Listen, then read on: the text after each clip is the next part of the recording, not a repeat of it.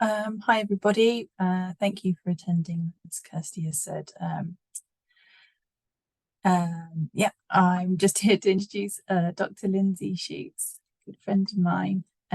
So Lindsay has 20 years of experience in economic modelling and is a consultant economist with Elevator Economics, which she's done since 2018. Amongst other things, Lindsay currently works for the United Nations Framework Convention for Climate Change and the World Bank. She has numerous publications to her name, including a recent paper entitled Modelling Alternative Futures for Global Food Security. And Lindsay's research interests include modelling the impact of climate change response measures and modelling sustainable development goals indicators in a computable general equilibrium framework. I'm just impressed I can say it. I'm impressed more that she actually does it. So without further ado, I will hand over to Lindsay. There is a poll on the screen. I don't know whether, Lindsay, you want to maybe explain that. Basically, just a bit of idea about your economic knowledge. You should be able to see the poll. Hopefully you can choose which option. How much knowledge of economics do you have? From 1, none to substantial amount 4. Also on the questions and answers, if you have any questions, just put them in the Q&A box, not the chat, in the Q&A, and then we'll come to those at the end. But if you have any sort of technical issues, like you can't hear or whatever, put that in the chat and we'll try and help you out with those. So there's kind of 2 ways. But if you put the questions in the questions and answers, that would be really useful. Without further ado, over to Lindsay. Thank you, Lisa. Thank you, Kirsty. Good afternoon, everyone, and good morning, good evening to those joining internationally. First, a very big thank you to CIWEM for this invitation to speak on this subject. As Lisa said, I've worked in the area of climate change now for, I think, 3 or 4 years. Prior to that, working on food security and pandemics, so and all in a kind of modelling framework. But you'll be relieved to hear we're not doing a lot of modelling today. There will be some graphs, I warn you, but I'll help you through it. So where are we going today? Well, the question that we're interested in is economics and climate change. Is economics the source of climate change, or is it the solution? So we're going to take a journey. We're going to look at climate change and where are we now? And we're going to look at the question of whether economics is the source of climate change and whether it can be part of the solution. And we'll look at some of the challenges to effective climate policies. And then we'll come right to the end and we'll answer this question: economics and climate change, source or solution? As we said in the description for today's webinar, no prior knowledge of economics is required.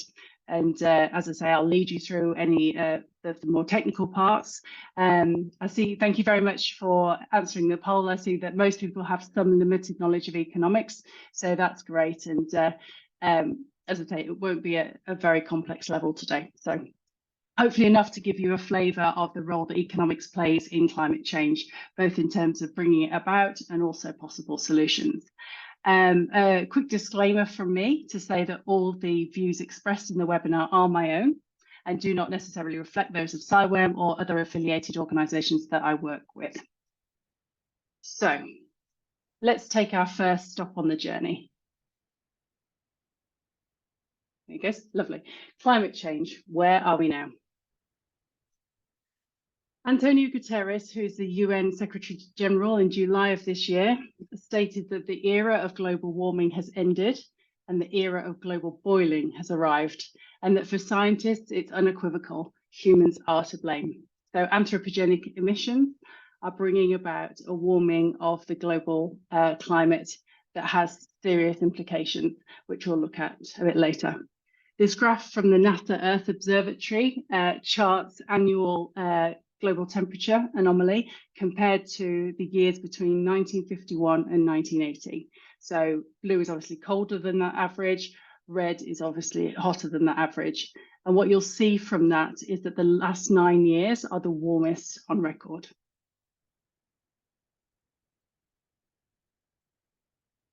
So what's our climate future?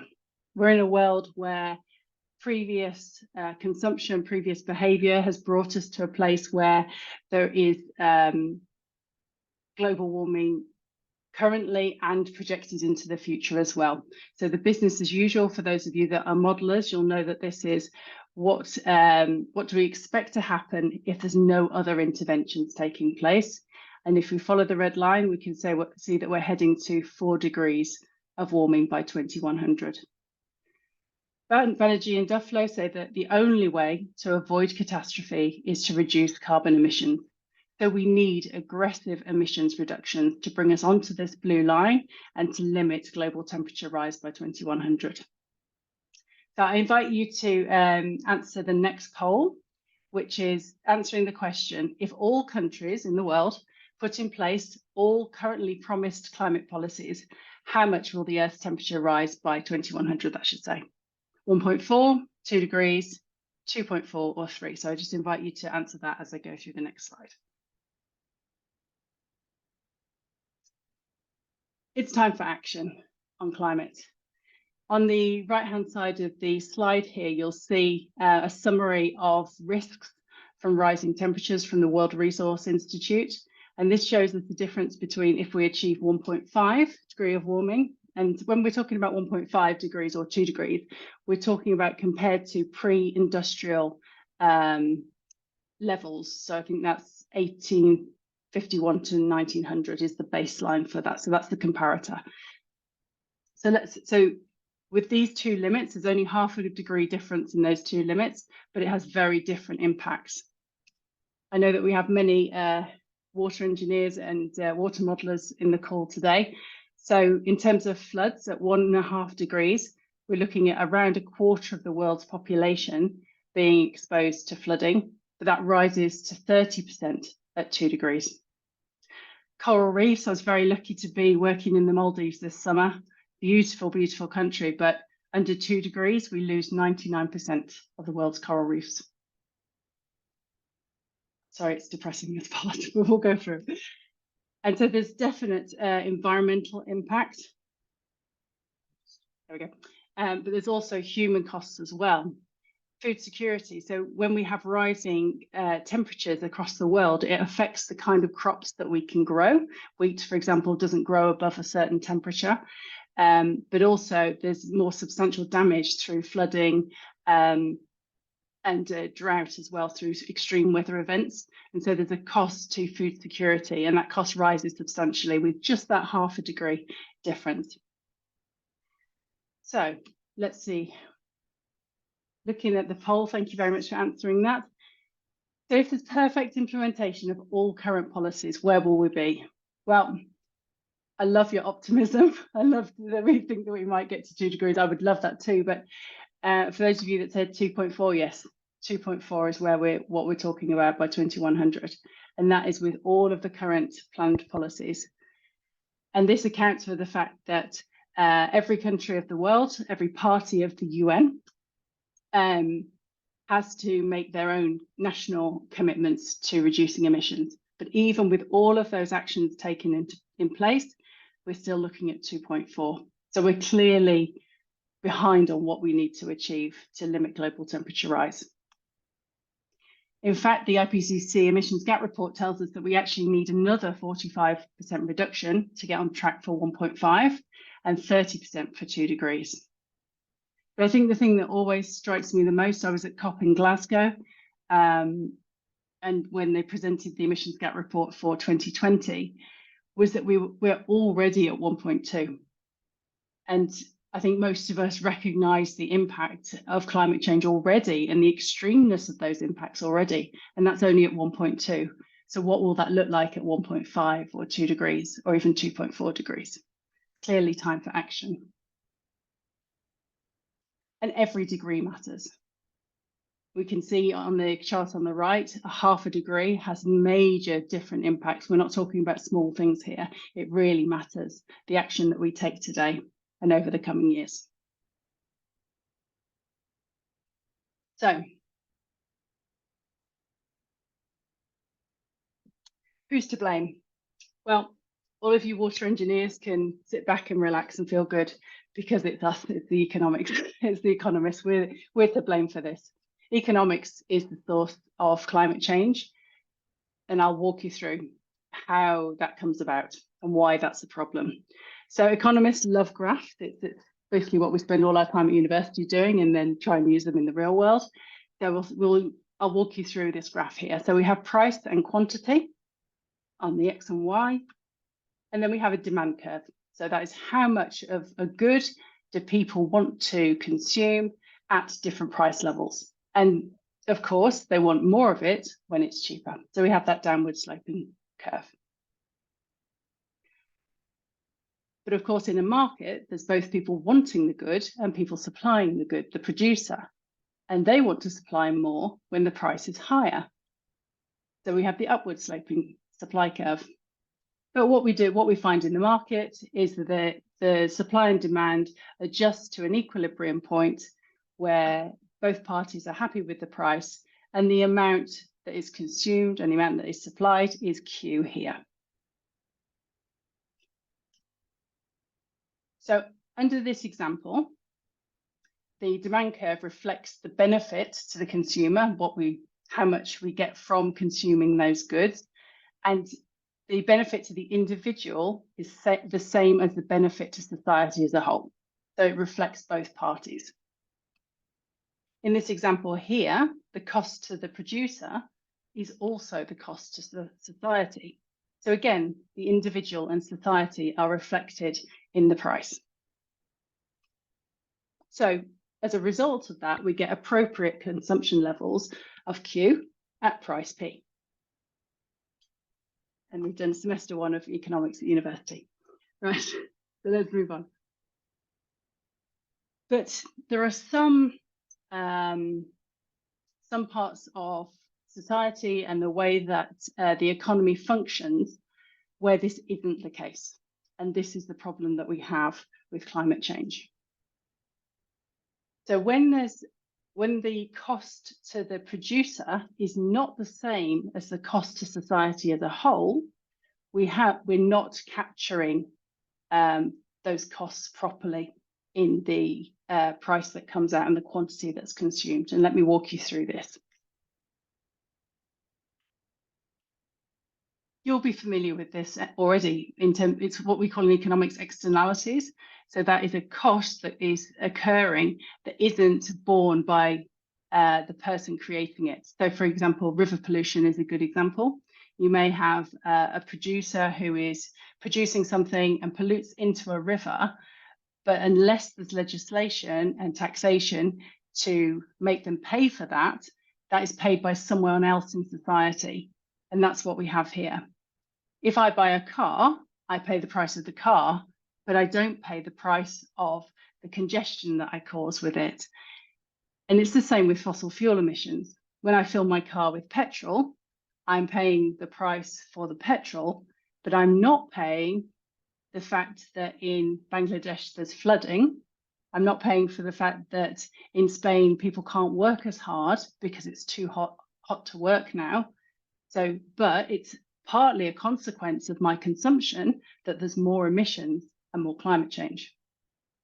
So we have a pricing problem, and that's why economics is at fault for climate change. So the problem is that the cost to the individual, so in my case, the cost of what I pay at the pump for my fossil fuel is not actually the cost of society. And we get what we call in economics a deadweight welfare loss. So that's the cost to society that's not captured properly in the way that the market is working. And that's represented by the red triangle here. And the problem with this is if we were on this grey line, so this is the society cost, we would end up at a higher price of P and a lower quantity of Q star, sorry, P star and Q star. So what we can say is because we're not able to capture these spillover effects or extra effects, if you like, the price is too low and the quantity is too high. And there's damage being done to society because of that additional overconsumption. So climate change is a market failure. The price of fossil fuels, and I should say here in this presentation, I'm largely talking about fossil fuels rather than agriculture-related emissions. but a lot of this applies there as well, but it's easier to talk mainly about fossil fuels for this purpose.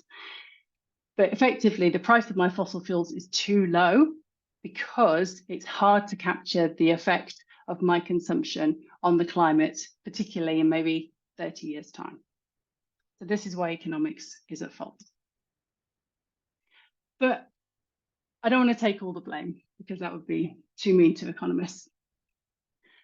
So let's see who else and what else in our society leads us to this point of needing to do more. Remember, we're in a world that even with all of the commitments, we're on for 2.4 degree of warming.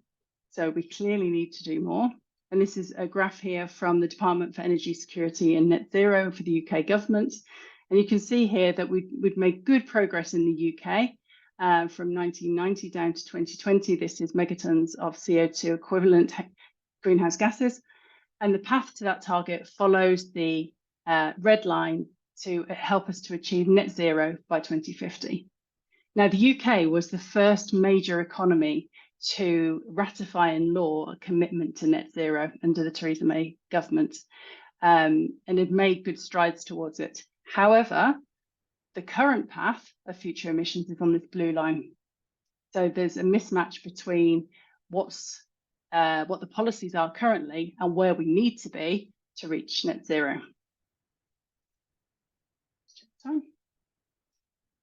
So many of you are following the news on this, and in September 2023, so just last month,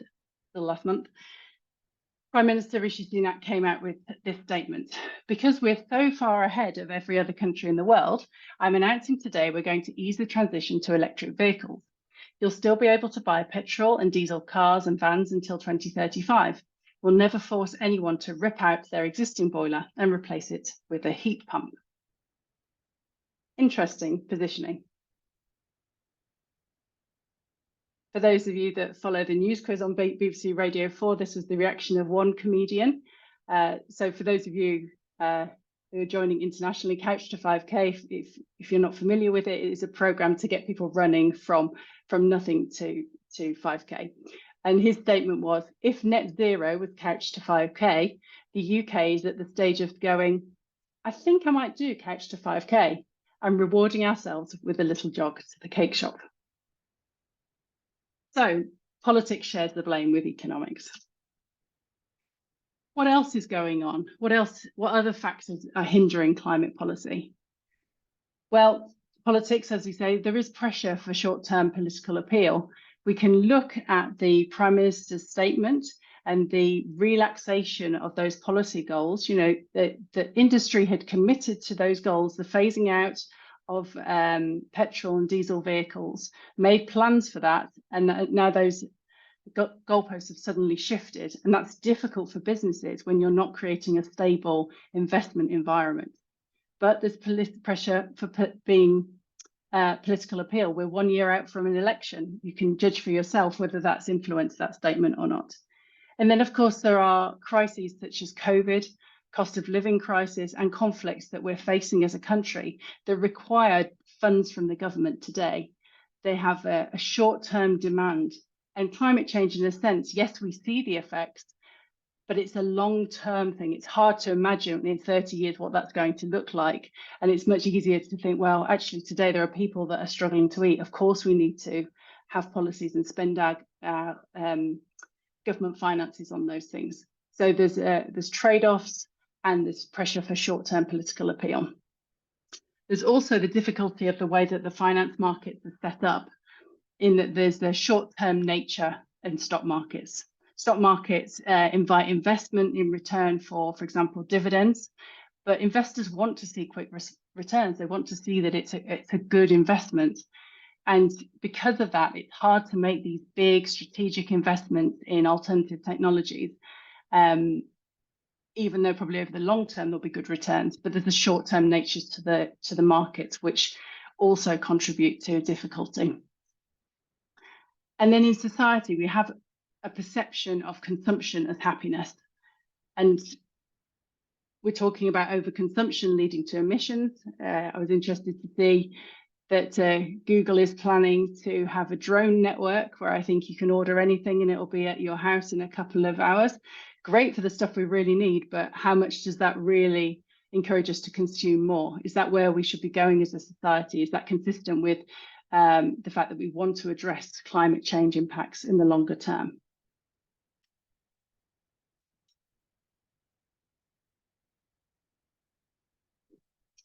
So let's look now. We've blamed economics, we've shared the blame with politics and society, but let's look a little bit about whether economics can also be part of the solution, or whether I need to give up my job and do something different. Let's see. Okay, so we know that the overconsumption of fossil fuels comes about because the price is too low.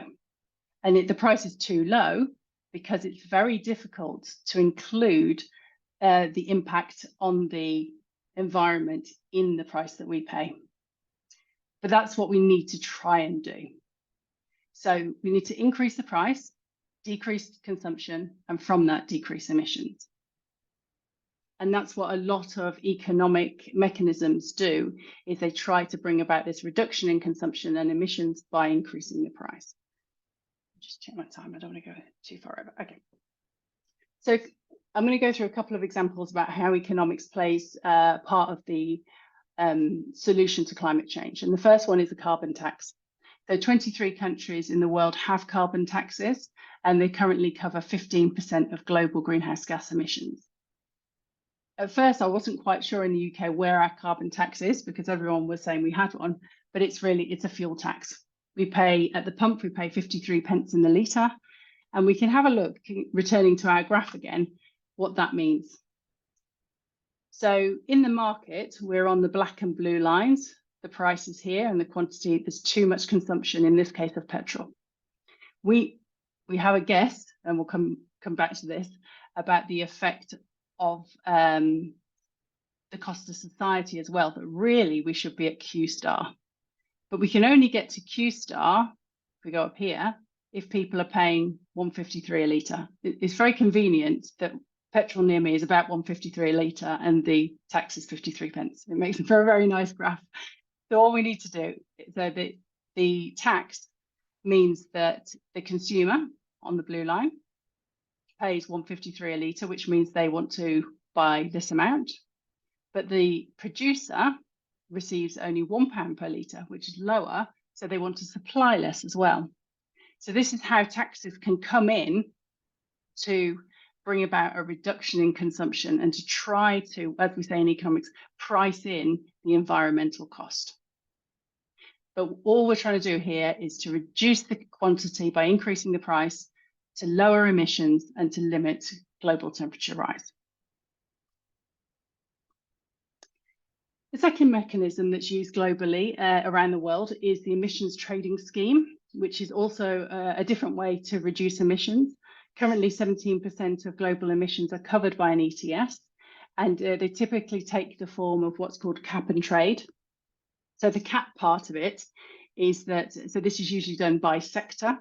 In the UK, it's on aviation and power generation. But there is a cap, so a total amount of emissions that can be emitted by that sector of the economy, and that cap is brought down over time to bring about this reduction in emissions. Anytime producers have emissions as part of their production, they have to cover it with allowances that they have, and they may have some free allowances, but they may also buy allowances or trade them as well. And by doing that, you're assigning a price to those emissions. So remember, our problem was it wasn't included in the price. This is a way of including it in the price. So that's the second mechanism that's used. So these are what's called market mechanisms, because they operate in the market by changing the price and assigning a price to carbon emissions. And there's pros and cons of this approach to emissions reductions. In terms of the pros, it prices the environmental impact of the consumption, which is what we want to do to bring about this reduction in emissions. There's what's called the polluter pays principle. So the more petrol I consume, the more I am paying through the tax for that. It's enforceable, it's part of the legal tax system, so that's the attractive feature of it. and it encourages investments in alternative technologies. Now, this is because when you have, for example, a carbon tax on petrol, the cost of running my petrol car is higher than it would have been otherwise. So that might make me think, well, actually, maybe I'll move to a hybrid, or maybe I'll move to an electric vehicle now. Without that, there's less incentive for me to shift over to alternative technologies as well. So this is one way that it can encourage behaviour change as well, or consumers taking action. And then this is maybe a bit of a technical economics point, but it can be what's called revenue neutral or used for investment. So whenever you have a tax put in place, there's obviously money that comes from that tax. And the government can choose either to lower other taxes and keep it revenue neutral, or it can say, you know what, I'm going to take that money from the carbon tax and I'm going to invest it in solar or whatever. Or in the case globally, there's a case for transfers between countries. So the richer countries supporting energy transition in other countries by these transfers as well. So that's some of the work that we looked at with UN climate change as well. So there's some good stuff about these market mechanisms. However, you remember we had the grey line and the black line. It's very hard to know where that grey line sits. So it's hard to identify the social cost, because I'm not only doing it for today, I'm doing it for the future as well. You know, my emissions impact costs in the future, and therefore it's hard to set the right tax level. It can be politically undesirable. No party likes to be the party of higher taxes. And there's some sense of free riding. You know, if I live in the country and I have to use a car, I'm paying more than perhaps somebody in the city because they can use public transport. Is that fair? That's not just me having kind of, you know, it's part of how I have to live my life, not just a kind of discretionary consumption that maybe I should pay for. So maybe there's free riding where some people don't pay who should pay. Is it fair? And that's the question about fair levels. And then there's a very crucial point that I'll come to in more detail shortly, where about carbon leakage, and I will discuss that in more detail as part of the challenges. So we've gone through the state of the climate emergency. We've looked at how economics has brought that about by missing out the environmental cost of consuming fossil fuels. We've also looked at carbon taxes and emission trading schemes as a way to kind of try and put back into that price and reduce consumption and emissions. But of course, there are some challenges along the way. And the first one is the problem of carbon leakage. You'll hear this a lot in the climate discussions. So the first question is, who do emissions belong to? If we look at by production, in 2019, China was by far the greatest emitter of greenhouse gases. But that's because a lot of production is centered in China. If we do it by consumption, so by the fact that when I order something from Amazon, it comes, but it's produced in China, who do those emissions belong to? Do they belong to China because they produce them? Or do they belong to me in Western Europe because I demanded those goods? So, and that's very different. So by production, China is the greatest. By consumption, North America is most definitely highest at 23 tons per capita, whereas China is just at 6 tons per capita. So we're looking now more internationally. Another thing that's come about, and it always happens when you start introducing government policy, you see that it has effects that perhaps you didn't think of straight away. And there are unintended effects of implementing carbon taxes. So imagine two countries, one with a carbon tax and one without. Production will naturally shift to the country without the tax because it's lower prices, all other things being equal. So our wonderfully designed carbon tax that was supposed to reduce consumption, people just go and buy from another country now. And that's what we call carbon leakage. So carbon leakage is an increase in emissions in other countries resulting from efforts to reduce emissions within a country or region. And so we have this policy of carbon taxes, but then we need an additional policy to address the fact that we might see shifting production and carbon leakage. And this is what's called the Carbon Border Adjustment Mechanism, CBAM, which you can simply think of as a border tax to equalise carbon taxes. If carbon taxes were 20% in one country and 10% in another, obviously you don't want all the production shifting to the cheaper country because then there'd be too much consumption.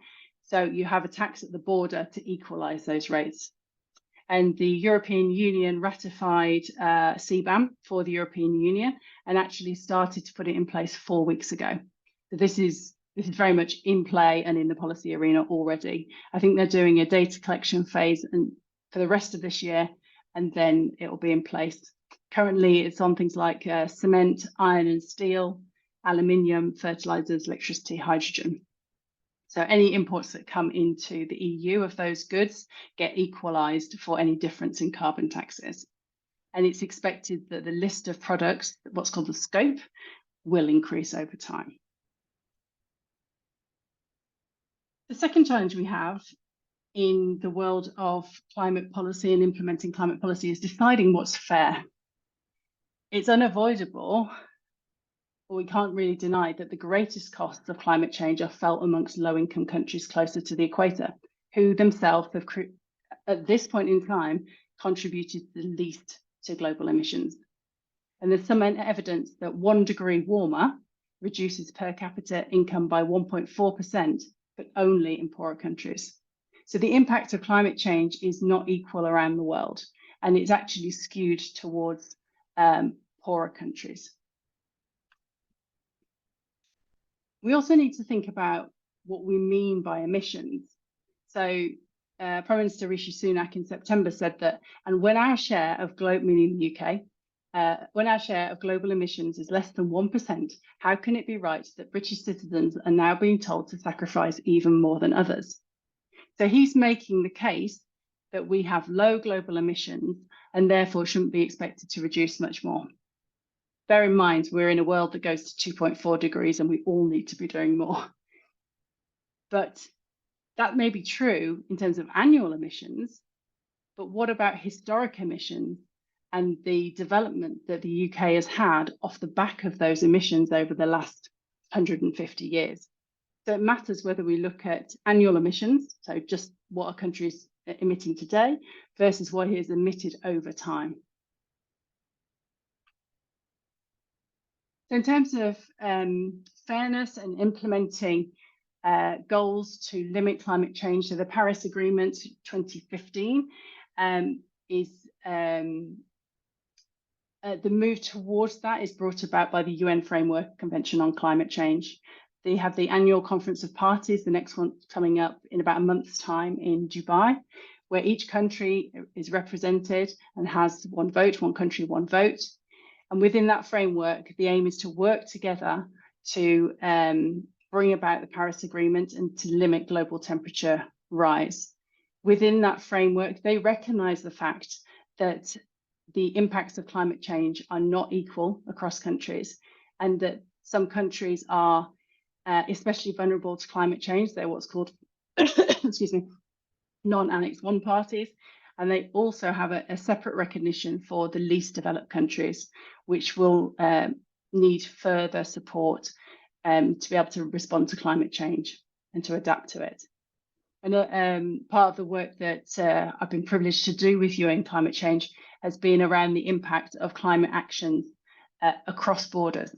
So one thing we see is that when the EU takes a climate action, for example, CBAM, it will have impacts on countries around the world that are not doing anything new themselves, but because it changes the pattern of world trade. And when countries put in place their policies, they are mandated by the UNFCCC to consider those impacts beyond just their country. And that's some of the work that we've been doing. I believe that will be linked, a link to that report in the chat at the end as well. You've got 20 minutes, Lindsay. Thank you. That's good timing. Conclusions. Right, so let's, I hope that wasn't too complex and too nerdy economics, but let's zoom back out to our question, economics and climate change source or solution. Economics, yeah, source of the solution. So the climate change results from what's called a market failure, and that's the fact that the environmental impact of consumption isn't reflected properly in the price, and that's led to over time an overconsumption of fossil fuels and high emissions, which have led to and are leading to global temperature rise. So we've looked at some market mechanisms. We looked at carbon taxes, ETS, CBAM, but the market alone won't get us there. If we run just a business as usual scenario, the market isn't going to bring us to a world where we've reduced emissions sufficiently. We saw that right at the start with that graph. We need these interventions such as these taxes to bring about the reduction, but we also need political and financial commitments beyond the short-term horizon to get us there. And there's a role for consumer behaviour change as well, whether that is looking at our diets and meat consumption, whether it's looking at our general levels of consumption or where things are produced as well. There's a role for us all, different parts of society, to work together towards reducing emissions. So if the market won't get us there and we need interventions, is that enough? Sadly not. So the Intergovernmental Panel on Climate Change that runs all of these big future scenarios, pathways, all of those pathways, I think without exception, include these economic market mechanisms that we've been looking at, but paired with CDR, which is the carbon dioxide removal techniques as well. So that is things like carbon capture and storage, afforestation, sequestration of carbon in soils as well. Of course, there's these taxes go hand in hand with investments in new technologies as well. We need something to go to. We can't just move away from one source to nothing. So there needs to be investment in those new technologies. And economics plays a role in both of those as well, because it around providing incentives for investment in CDR and for new energy technologies. So to conclude, economics is, I would say, the major source of climate change because of the market failure, and it also plays a key role in solutions for the future. So thank you so much for attending and for your attention. I hope it's been a useful and interesting talk. If you would like to continue the conversation beyond this webinar with me, please do get in touch by email, or LinkedIn is always good as well. And for now, I think I'll hand back to Lisa for the Q&A. Thank you. Thanks, Lindsay. That was really interesting. I've got a million questions, but I won't ask mine. We have got a couple of questions in the chat. Let's focus on those. First one from KA. How can we estimate the correct price for people to pay for things? I think you touched on that in your graph, but so also just sort of touched, sort of related to that, is how would this be justifiable to the public, obviously particularly at the current time and situation at the moment? Any thoughts on that? Thank you. Yeah, both excellent questions, and I think you really hit the heart of why this is difficult. It's hard politically to take something away from people, which effectively, when you're raising the price you're making it harder for people to consume, and particularly in the current political and social environment as well, with the cost of living crisis. In terms of justifiable, I don't see that we have any other choice. We have to make, we have to take action. I think what we can do as individuals is to consider our vote next year and where we want that to go, because obviously that is a big part of voting for change and for making climate change a priority. I think it's justifiable because it has to be, but how that is balanced with other demands and other priorities, I think is a very difficult job for the politicians. And what I'm sad to say is that I feel that in the year running up to an election, that may not have the traction that it needs, because of course no party wants to be raising taxes. So I'm hoping that some parties will come out with this as a major priority. How can we estimate the correct price? Difficult. We have a lot of models that can give us a steer on that.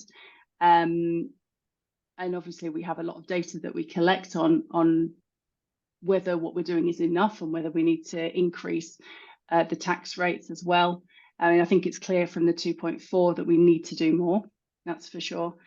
But yes, it's not easy, because if it was easy to see, it would already be priced in. It's the fact that it's kind of hidden and it's in the shadows that make it difficult. Thank you very much. Another question here. Got a couple of thumbs up on it. It's quite a big question. In essence, is it time for a fundamentally different type of economics? I'm sure that's probably a lecture in itself. But one that encourages fair, eco-friendly, sustainable civilization and avoids environmental damage and overproduction, remove what is causing health problems and inequality. Could a non-monetary framework provide a reset and help social justice? What work is being explored around a gift economy? Those questions are from Eddie Robinson. If you maybe just touch on sort of a couple of those points, would be good. So was the last part a gift economy? A gift economy. Not particularly familiar with that term, but okay. I would say that it's clear that the shortcomings of economics have got us here, and that for sure there's a requirement on economics to step up to the plate now. The good news is I think we are doing it. There's a much higher focus now on sustainability as a goal. It always used to be focused on growth. We were like, oh, if growth happens, then we're on the way. You know, it'll solve poverty, it'll solve all those things. The problem is I think every time we get a 1% increase in GDP, we get a 0.9% increase in global emissions, or in emissions from that country. So it's closely tied. So yeah, so there's a lot of questions around post-growth as a target. There's a lot of focus within economics now, as I say, on sustainability, and also on the circular economy as well, using waste back into the production process as well. So I think economics is moving, and I think it is shifting. I think the thing I would see as being difficult is the societal trend towards consumption. You know, when the demand is there, it's hard to limit this supply effect. You know, people want to sell and make a profit. That's how the finance market is set up, is for these profits and dividends. So I think I would like to see more a move in terms of individuals towards these kind of high consumption, but it's difficult because of a lot of the societal trends that are in place. You know, you look at Instagram and the promotion of products on that, and on TikTok, you know, there's this promotion of fast consumption. And I think it makes it very difficult. But I think economics is getting there. It just took us some time to get there, or we're still getting there. Thanks, Eddie. Great, thank you, Lindsay. Next question is from James Lloyd. What do the UK government do with the carbon tax fund? He's questioning whether it goes on drinks parties. But yeah, so what do you know what they do with the carbon tax fund? I don't know, actually, James. That's a really interesting question. No, funnily enough, although of course I'm British, I work mainly on other countries, so I'm not familiar with exactly what they do with it. No, that'll be interesting. I can certainly find that out and include that in the Q&A notes afterwards. Thank you. One anonymous question here. Can you comment how economic growth is impacted in developing countries as a result of reducing industrial emissions in those countries? So yeah. I suppose how's their own growth impacted as a result of reducing industrial emissions in the same countries? In the same country, okay, yeah, because a lot of the work that we do is about the impact on growth of emissions reductions in other countries. So I could probably do a 2-hour talk on that. But in terms of within country, yes, it depends. There's a big push now for what's called the just transition. So that is not seeing large social and economic costs from the energy transition that needs to take place. There's a focus on how can we create green jobs, so jobs in these new technology sectors, so that we're not having big structural change where there's high social costs. But it's true to say within economics that typically we have kind of 3 pillars of sustainability. So we have the economic side, the social side, and the environmental side. And in a lot of the work that we do, the difficulty is that when you prioritize one of those things, typically the others go down. It's very hard to get a kind of balanced, sustainable growth across all three elements of it. And it's definitely a challenge. Very much. Next question. Just aware that we've got less than 10 minutes left. Can we just prioritise the most upvoted for now? Yep. We will look afterwards for the remaining questions. We're getting quite a few in, so thank you everybody on what we do with those to get you some answers. Yeah.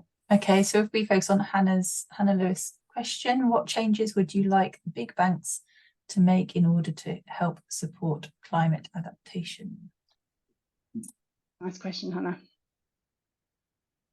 I think I would like to see and I think it has to come from the government because of the way that the financial markets are structured, but I would like to see more incentives for big banks to invest in projects that perhaps don't pay out in the short term. Like I mentioned, this short-term is nature, but there's some incentive probably from the government for them to be investing in things as part of a strategic energy transition within the UK.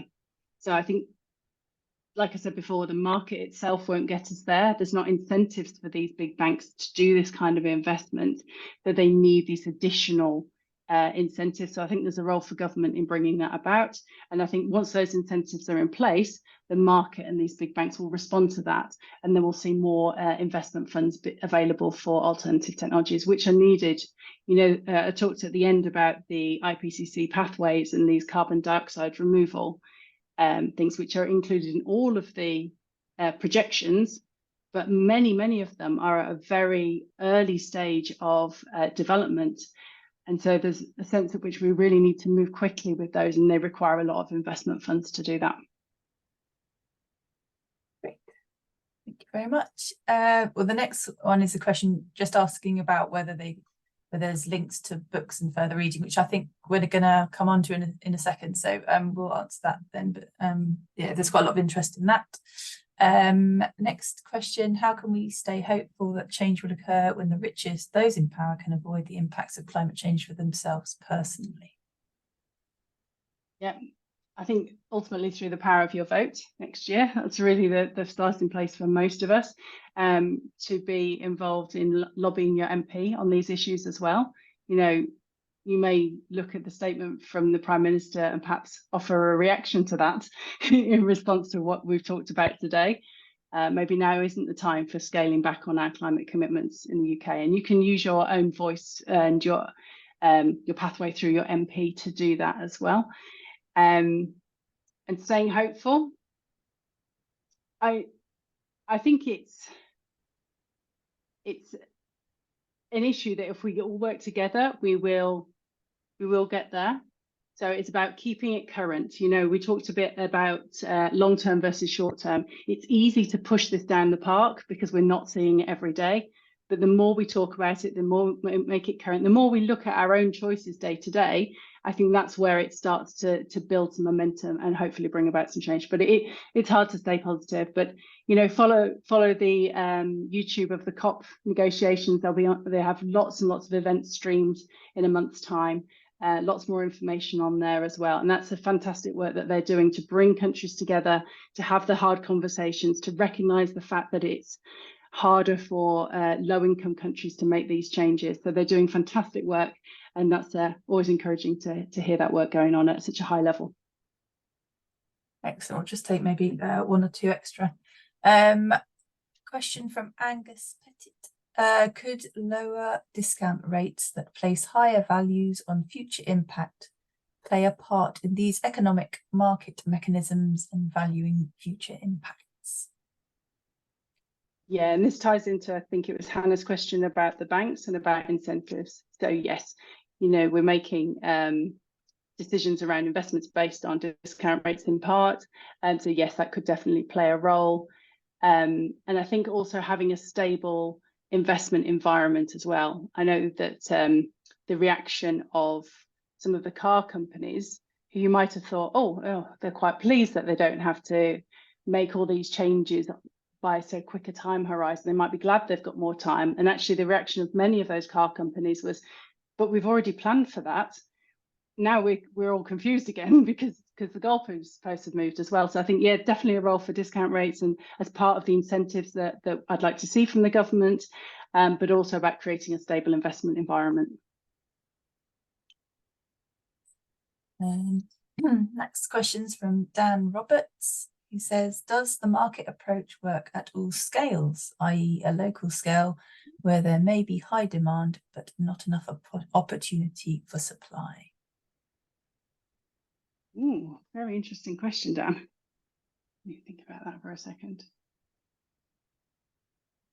I'm trying to think of a situation where that would occur because we live in a fairly globally integrated world. I think we have opportunities to access other markets. For example, if crops fail, then they can be brought in from another country. So I'm not sure whether I can think of an example where that might arise, but it would be certainly something that would be interesting to study. We do a lot of scenario analysis, and that I shall put that on the list. Thanks, Dan. Research idea there. Yeah. Got sorry, another question. Nick Gray, do you have any thoughts on Kate Rayworth? I do apologise if I pronounce that wrong. Thoughts on donut economics and moving away from unlimited growth? Yeah, so this touches on the circular economics that we were talking about, or nexus. So this is this idea that we consider the role of waste as part of the production. Previously, it was, you know, we produce something and the waste just gets thrown away. But now it's about having this circular economy and funneling that waste back in and using it again. And yes, moving away from growth as an objective and looking more towards having balanced priorities across economic, society and environment as well. I think it's, yeah, a good way to go and necessary. We've seen that whilst growth has brought a lot of benefits, it hasn't been the panacea. It hasn't given us equal societies. You know, even in the UK, you read the statistics about child poverty. We're in a very rich country, and that if growth was the answer to everything, we would have got there by now. So for sure, growth, our attitude to growth is changing, and other things are coming to the fore as it needs to. Just mindful of the time, maybe we'll have this as the last question now. So I'm just going to read it out because it's quite long. Going back to the fuel discussion, while companies such as Shell and BP have reported record profits and the high fuel prices are typically blamed on the war in Ukraine, would you say that perhaps at the same time another strategy is trying to bring demand down and force us as a society to start considering alternative modes of transport or electric vehicles, as less people can afford to run their car on petrol at the current cost of £1.50 a litre? That's just an anonymous question. Yeah, absolutely. And really what you're touching on there is the fact that consumers are price responsive. So we look at £1.50 a litre. I remember when it went over £1 and we were all shocked, and now we're at £1.50 and we get used to it. But absolutely, that's part of why taxation works, is because higher prices mean that people look for alternatives. They think about sharing a lift, or they think about taking the bike into town or the bus into town. It's all about creating these behavioural changes that brings about a reduction in consumption. And I agree with you that we need to deal with it on the supply side and the demand side as well. So consumers have power, we as individuals have power about what we consume in terms of fossil fuels, and that sits with us. In terms of the profits, I think it's important to say that most of those profits came through the volatility of the market during that period, and the fact that they have speculation, so they were able to make big profits because it was so volatile. It wasn't necessarily profits taken from us as individuals, because of certainly in the UK there was a high price cap as well. Yeah, I'm not sure if that totally answered the question, but hopefully. Thank you very much. At the time, I think we should probably close the questions there. There are a few more extra ones. I do apologise to those who've submitted questions and we haven't answered them. So hopefully we can sort of answer those and then send that out to everybody. So just for me to say thank you very much, Lindsay, for your talk. It's been really, really interesting, as I think reflected by the amount of questions that we've had. Such a diverse subject, and most of us probably sitting in our own little bubbles doing our work. So it's really, really nice to have that kind of shattered, I think, and just have us thinking outside of our own little areas. Yeah, thank you very much, Lindsay. Thank you for inviting me. It's been a pleasure. Thank you. Apart from that, it's more to say thank you everybody for attending, and we look forward to seeing you at the next CIWEM event, whenever that is, and hopefully yeah, they're all on the website, so we'll see you at those as well. Thank you very much. Thank you all. Thank you. Bye bye.